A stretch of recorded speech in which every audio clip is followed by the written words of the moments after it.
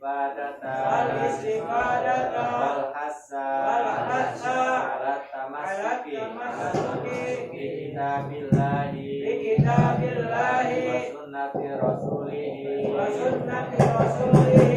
wa du'a ilal huda wa dalalata alal khairi ibtiqa'a wajhillahi wa mardatihi wa qurbihi wa thawabihi Allahumma nawwir bil kitabi basari washrah bihi sadri wasta'mil bihi badani wa aqlib bihi lisani wa qawwi bihi janani wa asri' bihi fahmi wa qawwi bihi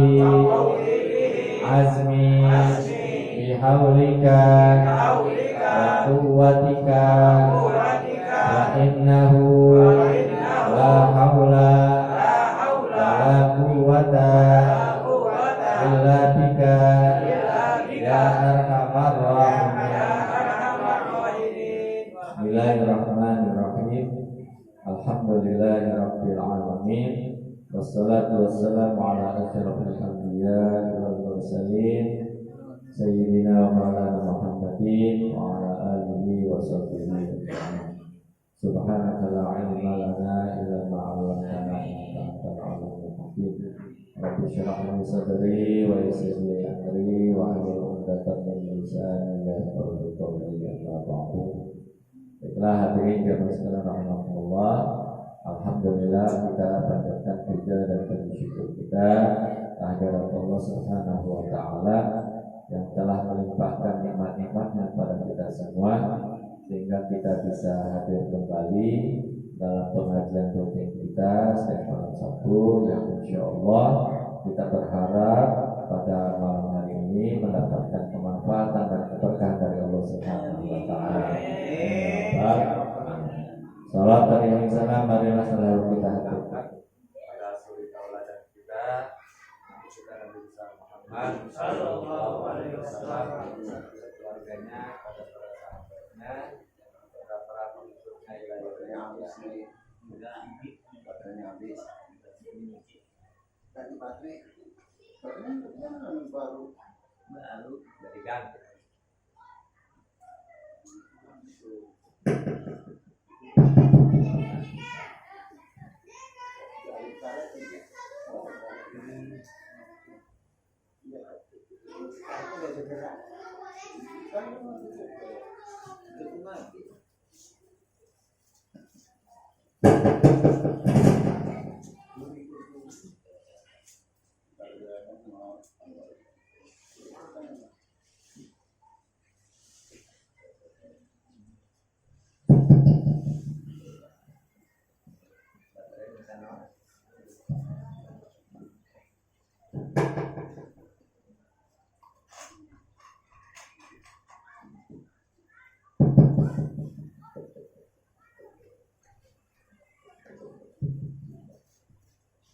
Baiklah, hadirin jemaah sekalian rahimakumullah. Pada kesempatan kali ini kita insyaallah akan membahas daripada bab fikih kurban mana menjadi panduan kita pada Lebaran Idul Adha tahun ini yang insyaallah pada tahun ini pemerintah sudah memutuskan bahwasanya tanggal 1 Zulhijjah itu jatuh pada hari Selasa, ya. Kemudian Lebaran Idul Adha jatuh pada hari Kamis, tanggal 29. Sebelumnya kita akan membahas terlebih dahulu sekilas daripada bulan Zulhijjah ini, yang mana kita tahu bersama bahwasanya bulan Dzulhijjah ini adalah sebagian daripada bulan yang dimuliakan oleh Allah Subhanahu wa taala karena sebagian daripada bulan haram ya. Bulan Dzulhijjah ini sangat dimuliakan oleh Allah Subhanahu wa taala, terlebih lagi, terkhusus lagi pada 10 hari pertama di bulan Dzulhijjah. Artinya apa? Dari tanggal 1 sampai tanggal 10 bulan Dzulhijjah ini itu punya keutamaan ataupun fadilah yang khusus yang Allah berikan kepada umatnya Nabi Muhammad SAW. Salah satunya alasannya adalah Allah Subhanahu wa taala berfirman di dalam surat Al-Fajr, A'udzubillahi minasyaitonir rajim. Bismillahirrahmanirrahim. Wal fajri wa layalin ashr. Demi waktu fajar, wa layalin ashr, dan demi malam 10 malam. Nah, para ulama tafsir di sini menafsirkan bahwa yang dimaksud 10 malam di sini adalah malam 10 pertama di bulan Dzulhijjah. Artinya dari malam pertama, malam kedua sampai malam ke-10 di bulan Dzulhijjah. Nah, saat ini kita sudah berada di malam yang berapa? Ayo. Selasa tanggal 1, Rabu, Kamis, Jumat, berarti malam kelima, ya, malam kelima. Itu artinya kita sesaat lagi akan menghadapi Lebaran Idul Adha. Sebelum Lebaran Idul Adha, kita akan menghadapi yang namanya Hari Arafah. Ya, Hari Arafah ini adalah hari yang paling mulia selama 1 tahun. Seperti kita ketahui bersama bahwasanya bulan yang paling mulia di antara bulan-bulan yang lainnya adalah bulan suci Ramadan. Dan hari yang paling mulia selama 1 tahun itu adalah hari Arafah. Ya, makanya ini kesempatan untuk kita ya, menambah amal ataupun bekal untuk kita kumpulkan kelak di yaumul qiyamah. Nanti kalau mati aja. Dalam hadis Nabi Sallallahu Alaihi Wasallam, "Amin ayyamin." Ya, tidak ada di hari-hari di bulan Dzulhijjah ini al-amalus sholihu.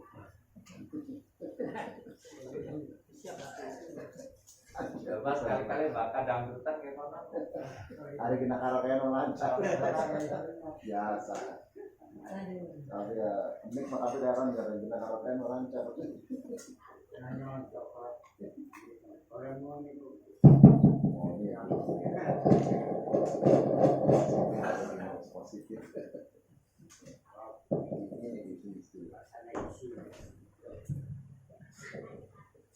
Tidak ada kata Nabi hari-hari di bulan Dzulhijjah ini al-amalus sholihu, amal-amal soleh ataupun amal-amal kebaikan, baik dari sholatnya, baik dari puasanya, baik dari sedekahnya, baik dari amal-amal kebaikan yang lainnya, ahabbu ilallah, lebih dicintai oleh Gusti Allah, ya, kecuali di hari-hari yang ke-10 pertama. Artinya apa? Setiap amal kebaikan yang kita lakukan di dalamnya itu akan dilipat gandakan pahalanya oleh Allah Subhanahu wa taala. Amin. Ya, ini kesempatan. Ya. Terlebih lagi nanti kita menghadapi hari Arafah. Kenapa hari Arafah itu spesial? Ya. Sebab di situ Allah muliakan, Allah bedakan dengan hari-hari yang lain. Kita isi dengan ibadah, khususnya ibadah puasa. Bahkan fadilahnya keutamaan apabila kita mau berpuasa di hari Arafah. Fadilahnya itu yukaffirus sanatal madiyah wal baqiyah.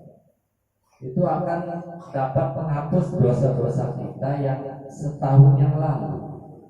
dan setahun yang akan datang. 2 tahun dapat kortingan. Mantap. Ya, kalau kita ngambil motor mah dapat angsuran potongan 2 tahun. Lumayan kan? Ya. Bayangin kita selama 1 tahun dosanya segede apa sih? Udah nggak terkira gitu ya, kan? Udah nggak terkira banget. Itu dapat dihapus dengan cara kita berpuasa di hari Arafah. Cuma sehari. Puasa sehari dapat menghapus dosa 2 tahun. Setahun yang lalu dan setahun yang akan datang.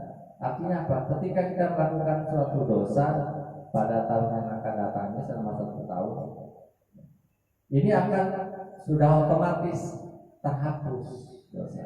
Bukan berarti kita berbuat dosa aja lah akan udah dihapus ini dosanya. Seperti itu.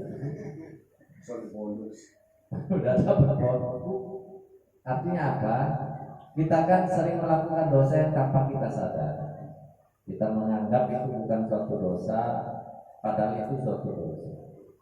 Dan ini dosa yang berkaitan dengan haknya Allah Subhanahu wa Ta'ala. Kalau yang berkaitan dengan sesama hak adami, beda lagi ceritanya. Ya, kan kita ngambil barang tetangga, ya percuma aja kita taubat, istighfar, minta ampun. Kalau barangnya nggak dibalikin, ya tetap dosanya akan selalu ada selama barang yang kita ambil dibalikin. Nah, jadi diusahakan ya kita pada hari Arafah nanti jatuhnya pada hari Rabu. Ya, walaupun saudara-saudara kita yang dari Muhammadiyah sedang berlebaran, namun kita tidak apa-apa ya, melaksanakan hari puasa hari Arafah. Lumayan kan, ngapusin dosa 2 tahun. Ya, orang-orang dosa kita lah. Walaupun cuma 2 tahun ya, nggak seumur hidup. Seumur hidup enak banget. Ya, dosa yang sebanyak-banyaknya dapat kita. Karena itu, selain amalan berpuasa di hari Arafah, kita juga disunahkan untuk melakukan amalan-amalan yang lain. Ya, seperti halnya sholat sunnah, ya. Tidak ada istilahnya sholat khusus hari Arafah, tidak ada. Hanya saja mulai dari kita sholat subuh diusahakan, ya, sholat sunnah wajibnya dilakukan pada waktu duha, ya. Kita usahakan untuk melaksanakan sholat duha. Kemudian pada sholat duhurnya kita lakukan sholat sunnah qabliyah dan ba'diyah dan seterusnya. Ya, serta amalan-amalan kebaikan, perbuatan kebaikan yang lainnya yang sekiranya kita tidak pernah melakukannya kita lakukan. Ya. Siap ya, insyaallah ya. Baiklah, hadirin jamaah sekalian rahimahullah. Nah, itu sekilas daripada yang perlu kita lakukan pada hari-hari di bulan Dzulhijjah. Kemudian ketika pada hari raya Idul Adha nanti, ya, tentunya tidak ada amalan yang lebih baik daripada kita menyembelih hewan kurban. Ya, hanya saja dalam menyembelih hewan kurban ini terdapat syarat-syarat dan ketentuan yang berlaku. Ya, apabila ingin dikatakan kurbannya sah menurut fikih. Memang ada tak kurban yang nggak sah? Banyak. Ya. Kita awali dulu aja deh dari pengertiannya. Kurban itu apa sih? Ya, yaitu menyembelih hewan ternak yang berkaki 4. Ya. Ingat ya, rinciannya ya. Menyembelih hewan ternak yang berkaki 4 yang wajib dizakati atau yang termasuk hewan wajib dizakati dengan syarat dan ketentuan yang khusus lillahi ta'ala Allah ta'ala. Dari pengertian ini kita bisa ambil penjelasan bahwasanya kurban itu menyembelih hewan ternak. Ya. Artinya apa? Kalau bukan hewan ternak nggak bisa dijadikan hewan kurban.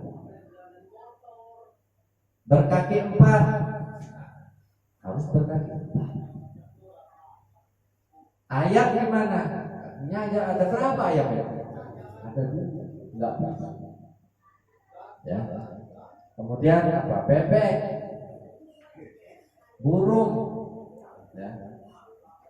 Burung gereja nggak bisa jadi. Tentang nggak bisa beli sapi, nggak bisa beli kambing.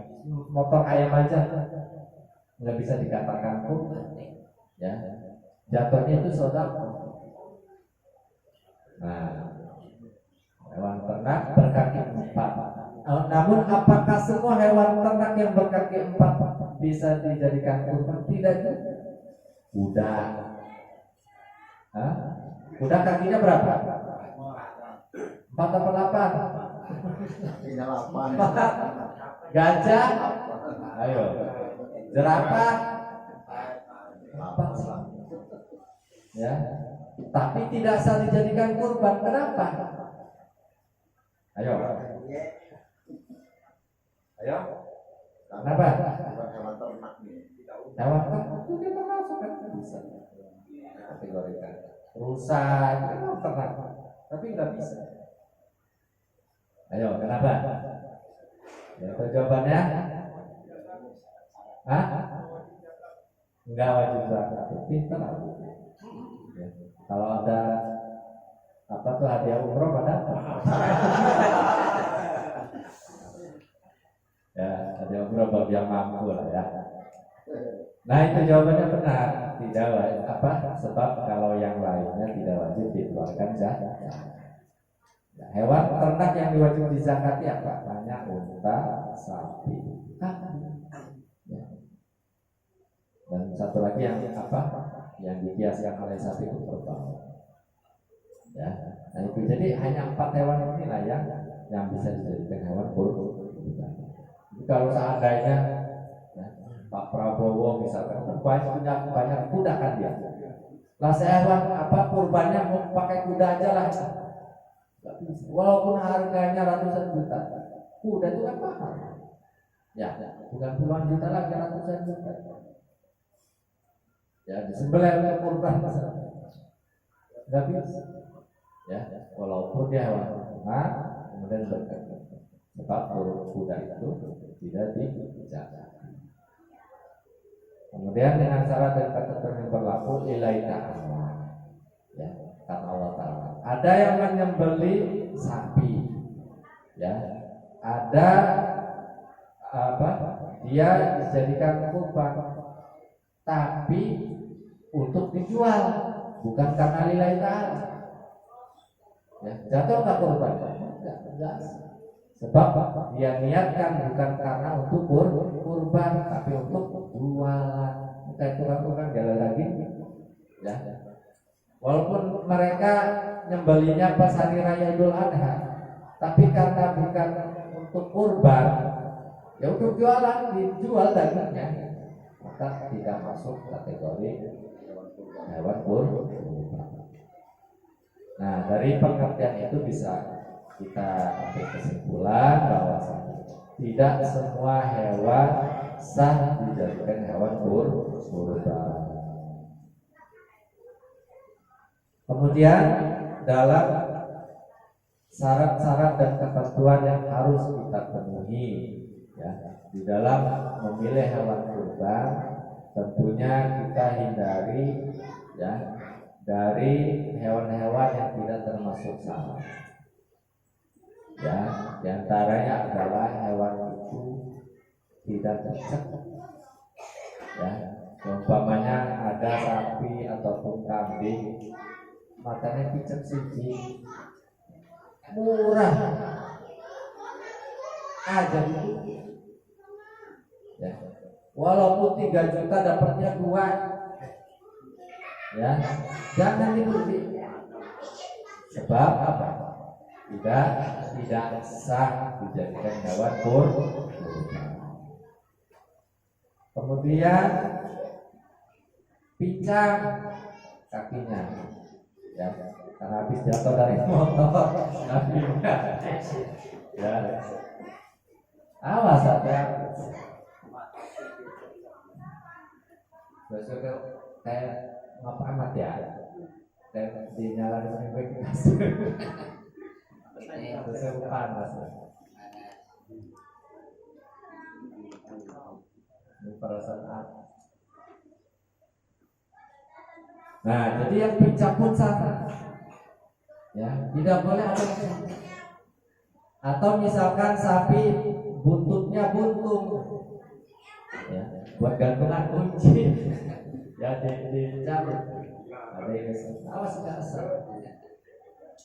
Ya, kalau hanya tanduknya buntung atau pecah nggak masalah kalau tanduknya mana, ya tanduknya tidak masalah. Tapi kalau sudah buntung, pincang, kemudian tadi lato-lato, ya penyakitan, ya kupingnya robek atau cacat, tidak sakit. Ya, yang terbaru itu saya dengar itu setiap sapi yang disuntik PMK itu dapat mendapatkan sertifikat khusus dari Dinas Peternakan. Nah itu biasanya ditindik lah kalau katanya, kayak manusia itu. Jadi sertifikatnya ditempelin di sini, ditindik.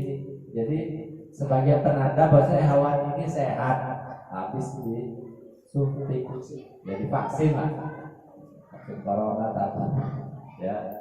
Nah itu awas hati-hati tuh, sebab masuk kategori cacat, telinganya ditindih, harus hati-hati, jangan asal teriak. Ya. Makanya kalau seumpamanya kita sudah punya hewan sapi atau kambing yang sudah disuntik, minta aja jangan ditindih, sertifikatnya dipegang aja, gak ada yang dibawa. Ya, nggak usah ditempelin sebagai penanda doang, ya. Jadi penanda ataupun istilahnya sertifikat bahwa sudah divaksin itu tidak usah disimpan aja. Ya, nah itu yang beredar pada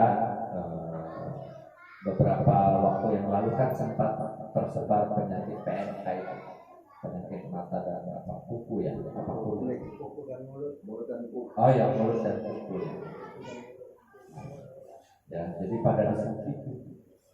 Kalau di Lampung alam ya sudah masuk apapun, kalau di Jawa ya rata-rata disuntik. Ya, nah itu perlu menjadi perhatian kita bersama, dan sampai hewan yang sudah kita beli mahal-mahal tapi ternyata tidak masuk kategori. Kalau dipaksakan percuma, tidak jadi nilai ibadah, ya ibadah kurbannya tidak sah sehingga tidak berpahala. Intinya adalah segala penyakit pada hewan yang akan dikurbankan yang dapat mengurangi daripada kualitas daging itu, maka tidak sah. Kayak katakan Nabi arba'atun la tujzi'u fil adhahi, ada 4 ya yang mana tidak sah jadikan hewan kurban. Itu semuanya cacat. Kebiri. Nah, kalau kebiri itu tidak termasuk itu. Ya. Ada yang mengatakan memang itu bukan susu, termasuk susu nggak sih? Lato-latonya kambing atau sapi itu. Dia kalau kebiri itu bagus dari dalam. Oh dari dalam, itu nggak? Tebak Ada yang dibuang, ada yang di dalam. Buang itu yang istilahnya. Ya di dalam. Iya. Enggak, itu tidak termasuk. Tidak termasuk hewan yang cacat ya. Enggak apa-apa. Nanti saya cek lagi kalau nggak salah itu kalau yang kebiri tidak apa-apa. Ya. Kemudian permasalahan apakah hewan yang dijadikan kurban ini harus laki-laki atau boleh perempuan? Ayo. Afdolnya yang laki-laki. Jantan. Yang jantan. Ya. Ya insya Allah kalau hewan nggak ada yang jantan jadi-jadian nggak ada. Jelas kalau ya kalau manusia mungkin ada jantan jadi-jadian. Ya. Kalau hewan afdolnya sapi ataupun kambing yang laki-laki. Seandainya adanya perempuan, dilihat apakah yang betina ini apakah masih produktif atau tidak. Kalau produktif jangan. Ya, kalau yang sudah istilahnya itu sudah tidak produktif lagi, budget apa istilahnya? Sudah monopol. Sudah tidak melahirkan lagi. Iya, sudah melahirkan atau reproduksinya sudah berhenti. Iya. Apa istilah di Jawa tuh waktu lupa istilahnya tuh dalam bahasa Jawa itu major apa ya? Intinya mas seperti itulah ya. Betina, hewan betina tapi tidak produktif lagi, maka itu tidak apa-apa. Ya, jadi tetap sah kurbannya. Nah, katanya itu lebih enak katanya. Ya, yang pasti kalau kita mau mengikut kanjeng Nabi itu berkurban dengan hikam syaini amlahaini. Kanjeng Nabi itu berkurban dengan 2 ekor kambing gibas, ya, yang gemuk dan yang berwarna putih. Ya, makanya disunahkan kalau bisa mah hewan carinya yang warna putih. Ya, ya nggak boleh juga. Ya, ada yang apa istilahnya tuh kalau albino nggak juga, karena itu mah ras ya, ras albino. Hanya saja kita milih yang putih lah. Kalau seperti hewan sapi itu kan ada tuh ya putih ya. Nah, bisa hewan lokal tuh. Kalau tidak ada bagaimana? Ya silakan yang warna lain. Ya warna coklat atau putih hitam. Ya. Nah, baru kalau memang tidak ada, adanya warna hitam. Terakhir warna hitam. Ya. Jadi kalau ada pilihan misalkan di peternak sapi itu ada warna putih, coklat, sama hitam. Dan milihnya yang hitam, yang putih aja. Walaupun beda harga, justru yang lebih mahal itu yang lebih asal sehat, ya. Yang penting sehat. Ya jangan yang putihnya penyakitan atau ada cacat. Ya, yang hitamnya sehat, yang coklatnya sehat. Yang nyari yang sehat.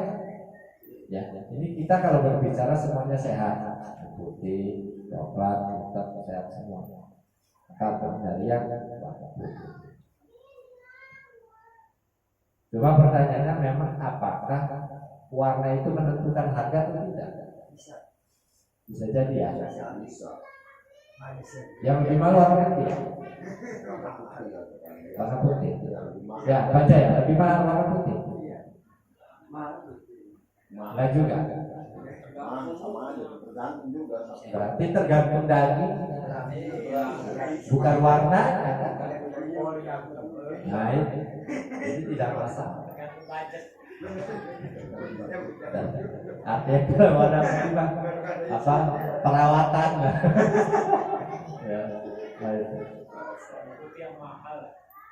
ya, artinya kita dalam beribadah, khususnya dalam berkurban itu tentunya cari yang terbaik. Ya. ya sesuaikan ininya lah harganya gitu ya.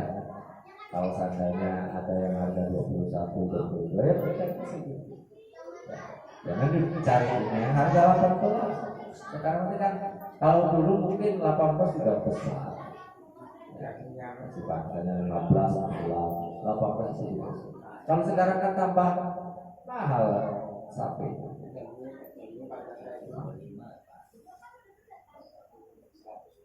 Nah itu jadi perlu kita waspadai, perlu menjadi perhatian kita bersama mengenai hewan yang akan kita jadikan hewan kurban, dan ini menjadi perhatian juga untuk panitia ya. Dan dia jangan sampai ganti rugi, sebab banyak kejadian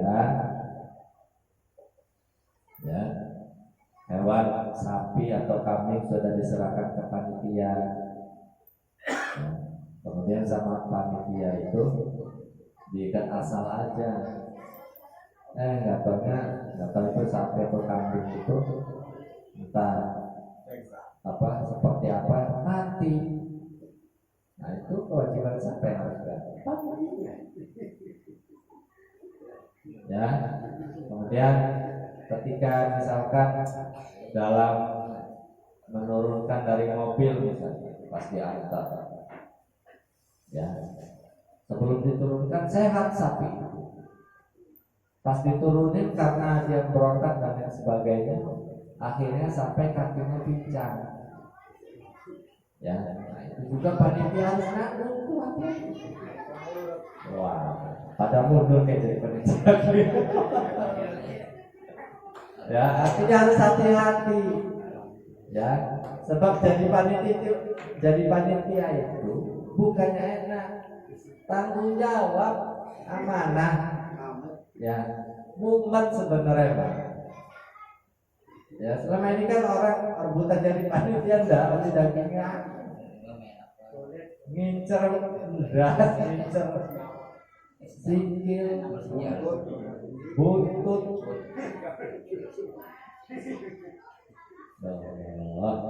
Ya padahal tanggung jawabnya besar.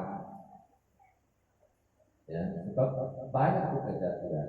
Waktu itu ada yang di pemilih itu ada panitia musola masjid itu. Ketika diturunkan berontak satu, sehingga dia cacat sapinya itu, pincang, kemudian kena matanya jadi pincang. Ya mau nggak mau harus ganti. Ya, itu harus hati-hati. Termasuk ketika kita akan menyembelih hewan tersebut. Pas menyembelih itu apa? Kan pada dipegangin ya. Ya, dibegal, diikat. Sebelum hewan itu benar-benar disembelih, ya, dalam prosesnya diikat, dibegal, kemudian ditahan kakinya. Kalau sampai patah kakinya, itu tidak sah jadi hewan kurban.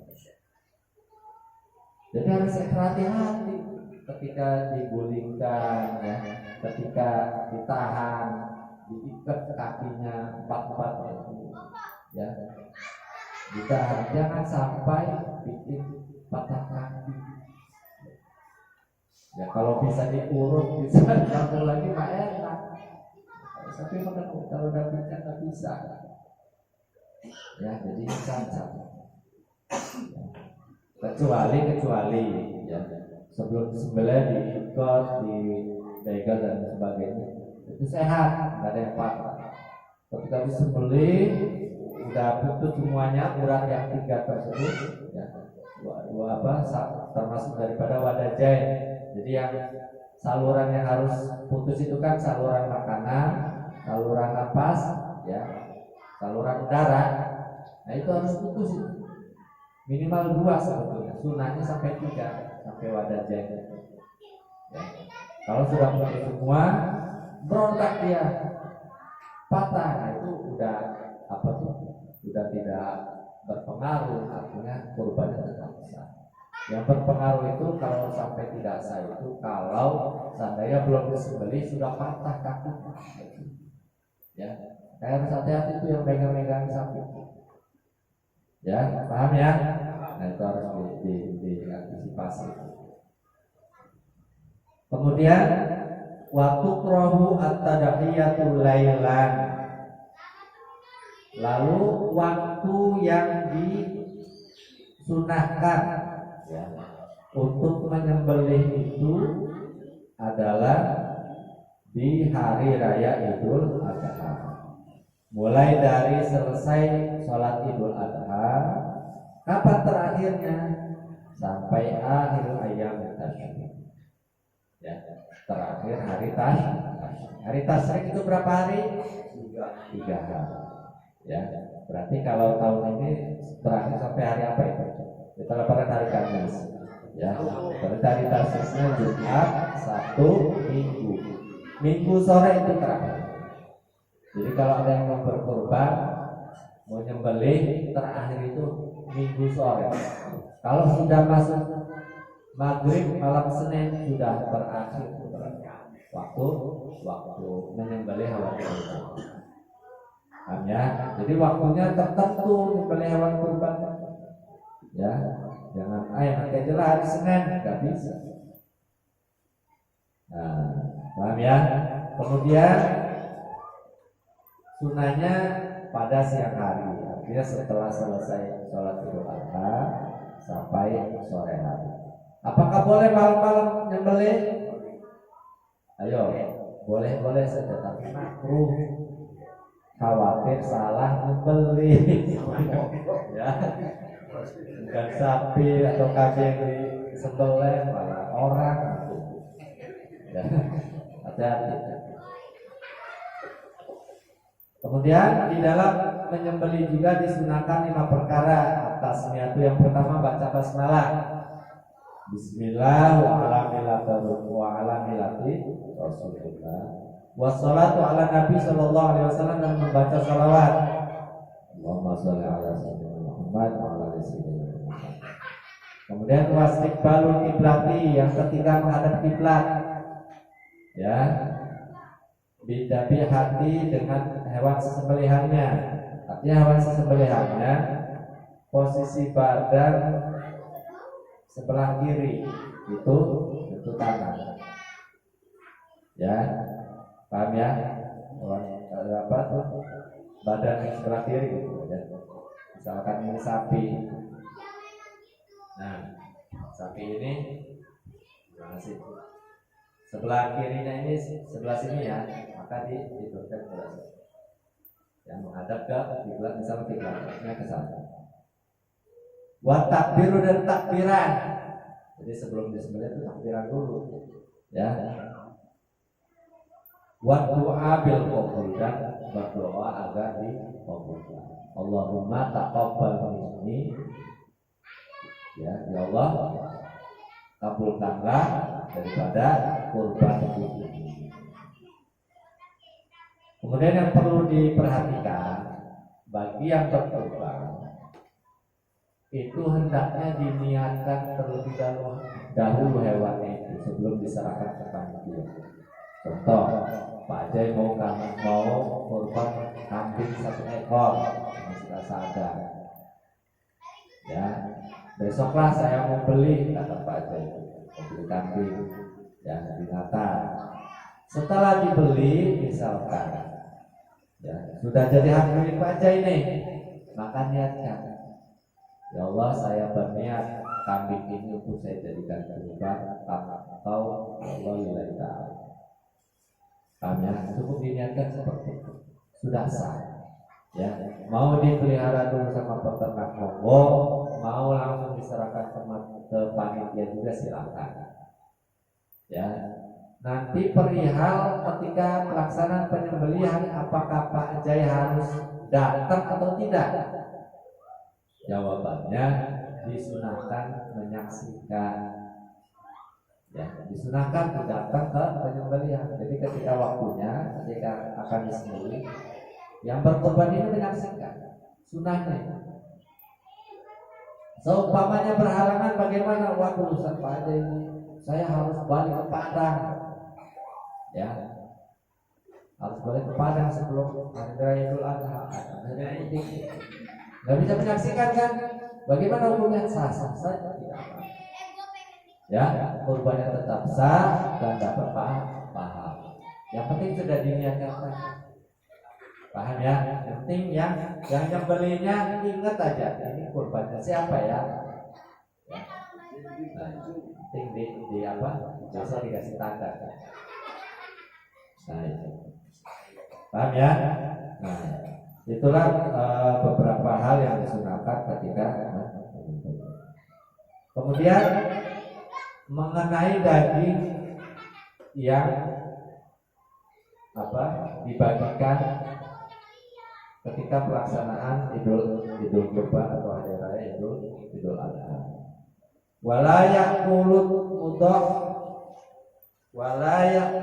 mudah syai'an minal udhiyatil mahdhurah wa yaqulu minal mutatawwi biha wala yabiqu minha. Jadi kurban itu ada dua. Ada kurban yang wajib, ada kurban yang sunnah. Sama. Lalu bagaimana kurban yang wajib? Kurban yang wajib itu adalah kurban yang dinadarkan. Contoh, saya kalau besok ya proyek saya di ACC, saya nadar mau membeli sapi, mau korban sapi biasa ada. Ya. Lalu ketika esok hari ternyata di ACC proyeknya maka wajib ditunaikan senada. Beli sapi, jangan juga beli sapi yang murah, ya, yang sesuai kriteria dan sama. Nah, maka hewan yang tadi dinadarkan itu wajib ditunaikan. Paham ya? Selain yang wajib ada yang namanya kurban sunnah. Kurban sunnah seperti hukum asalnya, ya, seperti halnya setiap tahun lah saya mau kurban, nah itu maksudnya kurban sunnah. Ya. Lalu perbedaannya di mana?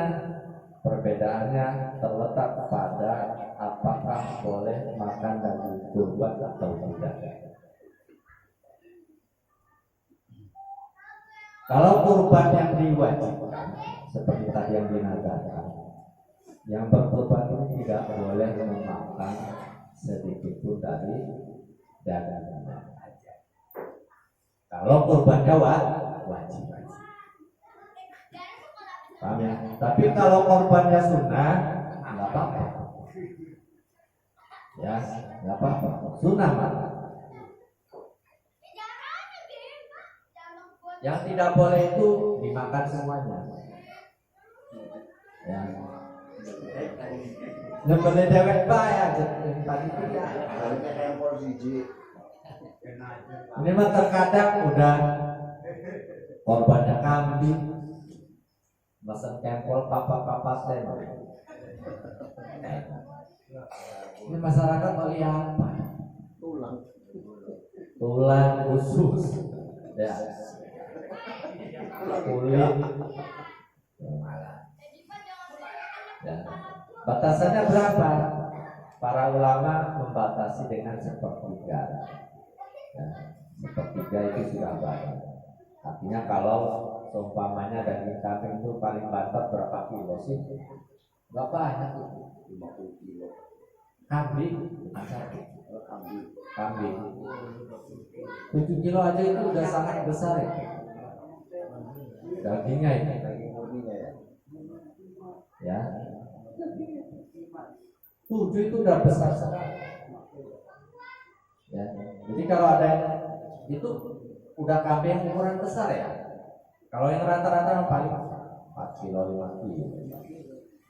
Jadi kalau yang korban kambing mintanya 3 kilo, kebanyakan. Ya.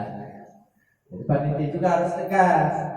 Ya, kalau ada yang korban kemudian nitip pulung plastik ya.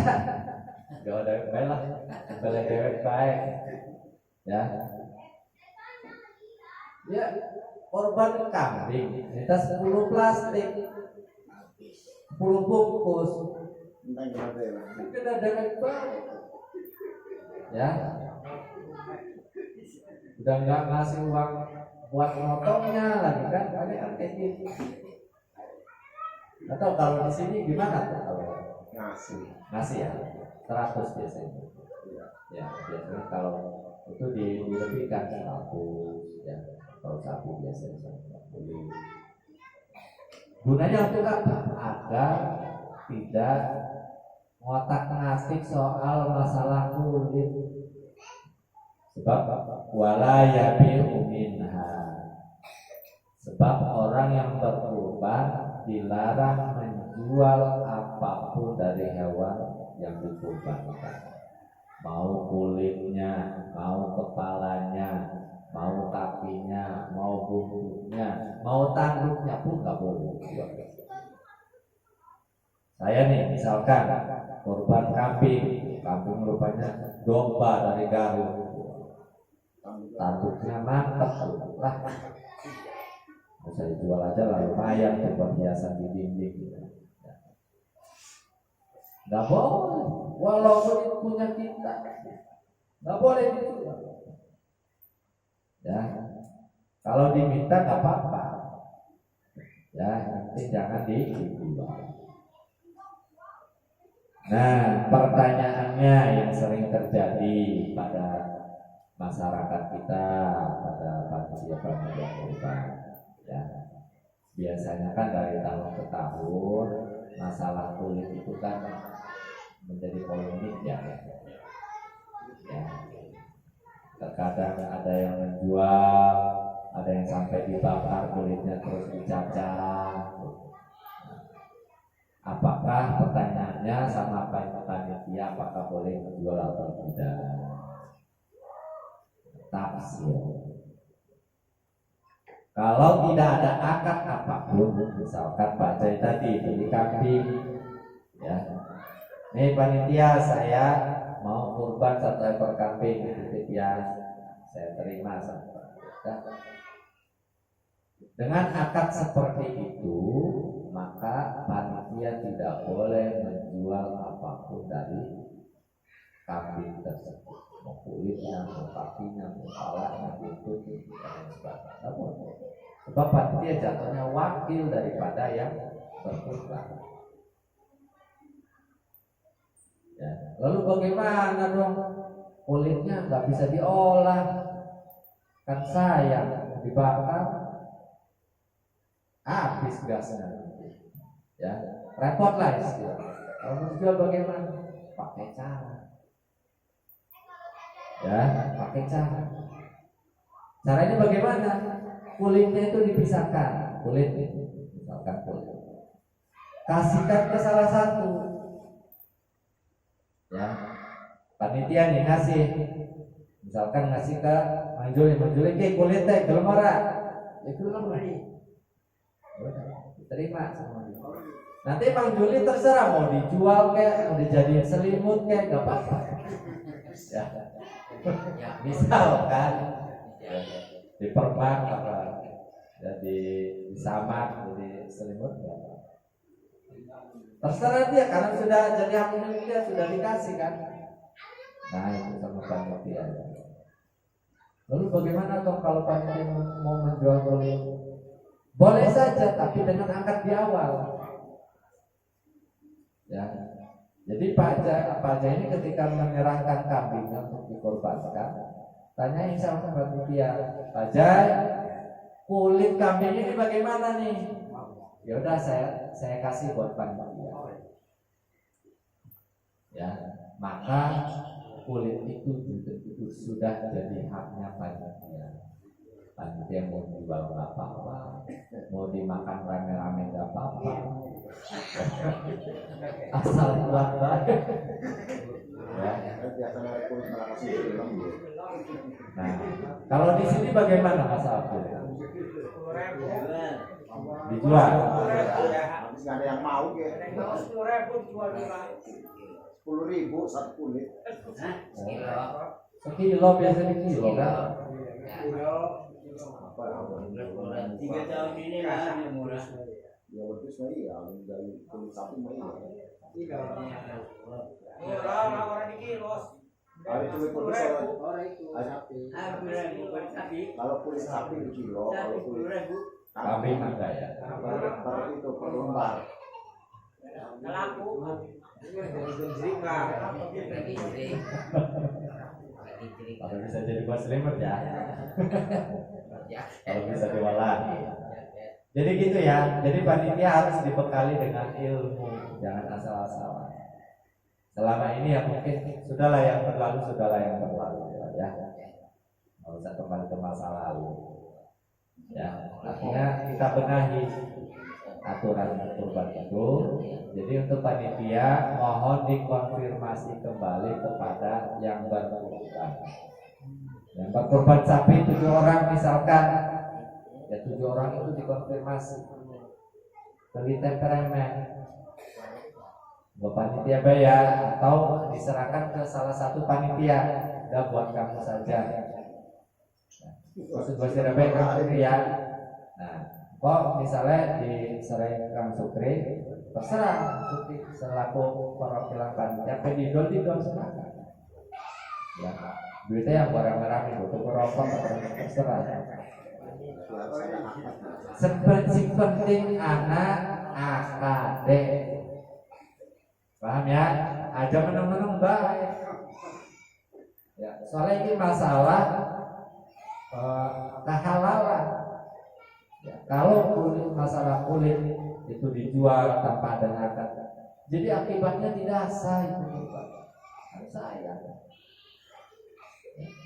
Hewannya mah tetap sah dimakan, tetap sah, nggak haram, nggak jadi pakai, tetap sah untuk dimakan, tapi tidak jadi ibadah kurban kalau ada yang dijual. Sebab katanya wala yabi'u minha, dan tidak ada satupun dari anggota badan hewan tersebut yang dijual. Kemudian seperti yang sudah maklum adanya, ya, sapi untuk 7 orang, kambing untuk 1 orang. Kalau ada yang saya nggak berbicara dengan onta lah, onta masih nggak ada, ya.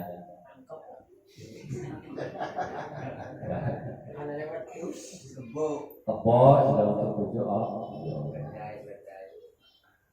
Lalu bagaimana yang ada di TV-TV, di media sosial, di YouTube, 1 kambing buat 1 keluarga, apakah boleh atau tidak?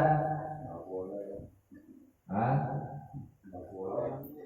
Kalau atas nama sekeluarga tidak boleh. Makanya belajarnya jangan dari itu.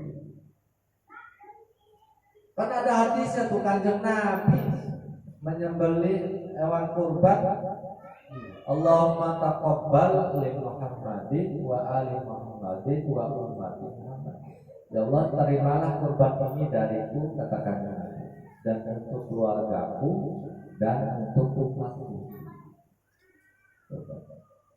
Keluarganya itu banyak, apalagi umatnya. Bagaimana menjawab hadis seperti itu? Para ulama menyimpulkan bahwasanya itu hadis khusus Kanjeng Nabi. Sirah Nabi buku. Ya. Kemudian ditakwil lagi oleh ditafsir lagi oleh para ulama yang lain bahwasanya ketika menyembelih kurban itu, posisi Kanjeng Nabi itu sebagai pemimpin umat, jadi sah-sah saja. Beda kalau kita.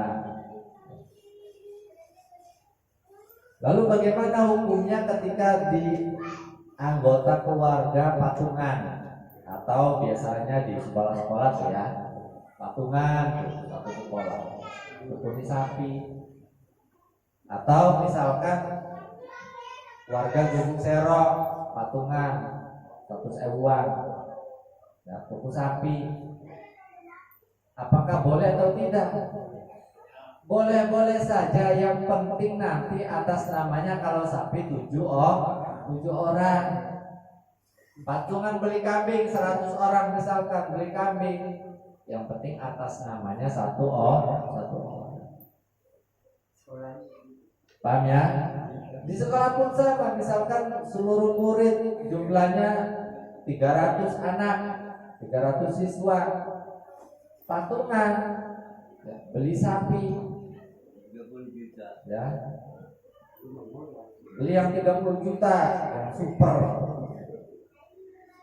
Boleh-boleh saja silakan, tapi yang penting atas namanya 7 silakan, mempimpa aja. Mau atas nama guru-gurunya juga nggak apa-apa, atas nama wali muridnya juga nggak apa-apa sih. Paham ya? Jadi atas namanya itu yang terpenting. Mau apa tuh sum-suman orangnya 1000 orang kan nggak masalah. Ya, makanya itu yang disebut al-ishtirak fil ajri. Maksudnya bagaimana? Itu saling bahu membahu dalam merenggu ataupun dalam mendapatkan pahala berkurban. Jadi kalau misalkan patungannya 100 orang, ya dapat pahala semua itu 100 orang. Ya, makanya dalam madzhab Imam Syafi'i, kurban itu masuknya sunnah kifayah masuknya. Hukumnya sunnah kifayah. Sunnah kifayah itu bagaimana? Kalau bisa, ya, di dalam satu keluarga itu salah satunya ada yang berkurban. Ya, salah satunya ada yang berkurban. Sebab kalau ada salah satu yang berkurban, anggota keluarga yang lainnya dapat pahala juga. Paham ya? Lalu bagaimana kalau nggak ada yang berkurban, satu keluarga itu yang nggak ada yang dapat pahala, nggak ada yang berkurban? Masa melon masjid rasa ada? Nggak bisa. Ya, paham ya? Jadi harus dibedakan. Ya. Nah mungkin itu saja dulu, kita buka ruang sesi tanya jawab. Ya, mungkin banyak sekali pertanyaan yang masih belum terjawab dari apa yang sudah disampaikan. Ya silakan nanti kita doa dulu aja ya. Setelah doa kita sampai, setelah itu kita buka sesi tanya jawab, baik yang berkaitan dengan kurban, Idul Adha dan sebagainya. Wallahu a'lam bishawab. A'udzubillahi minasyaitonir rajim. Bismillahirrahmanirrahim. Rabbana fa'na bima 'allamtana Rabbi 'allimna alladzi yanfa'una Rabbi faqihna wa faqih ahlana wa qarabatil lana